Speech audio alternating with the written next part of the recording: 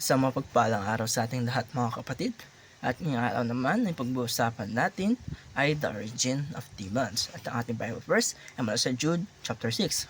Sasabi sa ating scripture ngayong araw mga kapatid, at ang mga anghel na hindi mag-iingat sa kanilang sariling kalagayan, kundi iniwan ang kanilang sariling tahanan. Sila ay iniingatan niya sa walang hanggang mga gaapo sa ilalim ng kadiliman, hanggang sa paghuhukom sa dakilang araw. Ito ay hango sa Jude chapter 1 verse 6. Ang talatang ito mga kapatid, sa aklat ni Jude ay nagbibigay sa atin ng mahalagang liwanag tungkol sa pinagmulan ng mga demonyo. Pinakita nito na ang mga demonyo ay hindi nilikha bilang masasamang nilalang mula sa simula. Sa halip, sila ay mga angel, ang mga anghel na nagrebelde laban sa Diyos at tumalikod sa layuning ibinigay sa kanila. Ayon kay Jude mga kapatid, ang mga anghel na ito ay hindi nag-iingat sa kanilang sariling kalagayan. Ibig sabihin ito mga kapatid, hindi sila natila sa posisyon at responsibilidad nila na itinalaga sa kanila ng Diyos. Sa halip na magpasako sa ating Panginoon, at hindi nilang sundin ang kanilang sariling kagustuhan.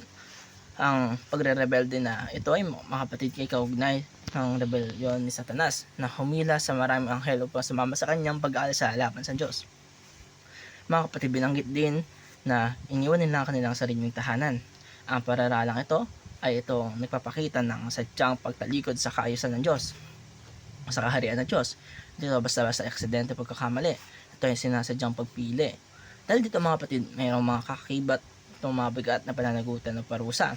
Pinahid din ni Jude na mga anghel na ito ay kasalukuyang iniingatan sa walang hanggang mga gapos sa ilalim ng kadiliman. Ibig sabihin ito mga kapatid, pinapakita nito na bagamat may mga demonyo aktibo pa rin sa mundo natin ngayon, ang kanilang kapangyarihan ay may hangganan o limitado na amang. Hindi sila malaya kung paano nila gusto. Sila ay nasa ilalim pa rin ng sovereignty ng Diyos at naghihintay ng huling paghuhukom. Mahalaga mga kapatid na maunawaan natin ang pinagmulan ng mga demonyo o demon, dahil magkakaroon tayo dito ng tamang pananaw. Hindi sila dapat maliitin, o hindi rin dapat katakutan. Ang kanilang kapalaran ay tiyak na paghuhukom na lang at pagganap na pagkatalo ang inaasahan nila sa Panginoon. Ito isang paalaala na ang kasamaan ay pansamantala lamang, ngunit ang kapangyarihan at kaharian ng Diyos ay walang hanggan. O kaya mga kapatid, ang kwento ng pagbagsak ng mga angel o anghel sa langit ay paalala na ang pagsuwais at pride ay nagdadala ng kapahamakan. Dahil kahit sa mga nilalang nanilikha na may karangalan, paano natin papangalagaan ang ating posisyon, pananagutan sa harap ng Diyos? Ang pananatili sa kanyang kalooban ay proteksyon nga ba laban sa pagkahulog? Kaya mga kapatid, ganito kahalaga na malaman natin kung ano o saan nagsimula ang pagrebelde ng mga anghel na ito. Mga kapatid, dito tatapos ang aking daily devotion.